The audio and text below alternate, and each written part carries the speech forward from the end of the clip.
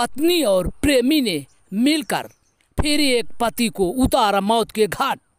सऊदीया से 2 दिन की छुट्टी आया था घूमने घर, लेकिन जब प्यार में खलल होने लगी तो पत्नी ने प्रेमी के साथ मिलकर उसके टुकड़े टुकड़े करके सूटकेस में भरकर गांव के किनारे 500 मीटर दूर फेंक आई। अब देखना यह है कि क्या उसका पता चलता है या नहीं। देखिए पूरी खबर। खबरों के खुलासा में आपका स्वागत है।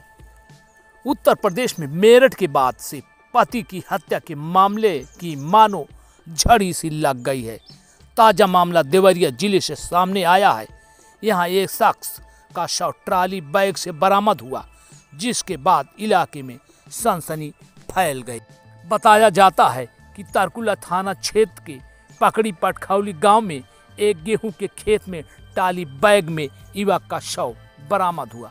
मृतक की पहचान भटौली गांव निवासी नौशाद पुत्र अली अहमद के रूप में हुई है, जो कुछ दिन पहले सऊदीया से घर वापस लौटा था। काफी दिनों से सऊदीया से घर वापस नहीं आया था। अपनी कमाई से गांव में एक नया मकान बनाया था, जिसमें उसके वृद्ध माता पिता और पत्नी तथा बेटी रहते थे।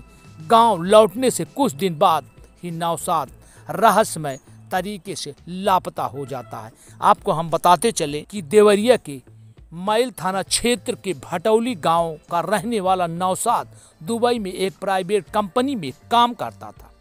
वह 15 दिन की छुट्टी पर घर आया था। 2 दिन बाद ही उसे वापस जाना भी था। नौशाद और राजिया की 2015 में लव मैरिज भी हुआ था, लेकिन नौशाद के बाहर जाने के बाद उसी गांव के रहने वाले भांजे रेमान के साथ राजिया मौज मस्ती उड़ाने लगी और उसके प्यार में पागल हो गई। गांव वाले बताते हैं कि करीब 1 साल पहले नौशाद ने दोनों को रंगे हाथ घर में पकड़ भी लिया था। तब पंचायत में इस पर सुलह समझौता हो गई थी। फिर नौशाद दुबई चला गया। नौशाद दुबई से वापस लौटा तो राजिया और रोमान को अपनी अयाशी में खलल महसूस होने लगा। तभी दोनों ने उसे हमेशा के लिए रास्ते से हटाने का प्लान भी सोच लिया। राजिया ने सोचा कि यदि हत्या के बाद नौशाद की शिनाख्त नहीं हुई और उससे सबको बता दिया कि दुबई लौट गया, तो किसी को कभी इस गुनाह के बारे में पता भी नहीं चल पाएगा। आखिरकार राजिया उसकी पत्नी ने ऐसा ही किया। कत्ल के वक्त दूसरे कमरे में सो रहे नौशाद के पिता और 8 साल की बेटी, नौशाद के कत्ल के वक्त उसी 8 साल की मासूम बेटी और बुजुर्ग पिता उस घर में दूसरे कमरे में सो रहे थे। उन्हें इस घटना का पता तब चला जब पुलिस घर पहुंची। अब तक सामने आई बातों के अनुसार राजिया, रोमान और हिमांशु ने कत्ल में कुल्हाड़ी, मूसल और स्टील के चापड़ का इस्तेमाल किया था। पुलिस ने ये सारी चीज़ें बरामद भी कर लिया है। नौशाद को कई बार वार करके बड़ी बेरहमी से प्रेमी और पत्नी ने मौत के घाट उतारा था। इसके बाद उसे लाश को एक बैग में पैक करने का प्रयास किया, लेकिन बैग छोटा होने की वजह से ऐसा नहीं हो सका। तब जल्दी नौशाद का ही बड़ा बैग खाली कर उसके लाश को पैक की गई। यह बैग नौशाद दुबई से लाया था। फिर भी बैग में नौशाद की पूरी लाश नहीं समा पाई। पैर बाहर रह गया तो कातिलों ने उसे बोरे में बांध लिया और उस पर बेडशीट लगा दी। रोमान और उससे के दोस्त हिमांशु ने लाश को ठिकाने लगाने के लिए एक बोलेरो का भी इंतजाम किया। बोलेरो में लाश को रखकर 50 किलोमीटर दूर देवरिया तरकुला थाना क्षेत्र में पकड़ी छापर पटकौली गांव में पहुंचे।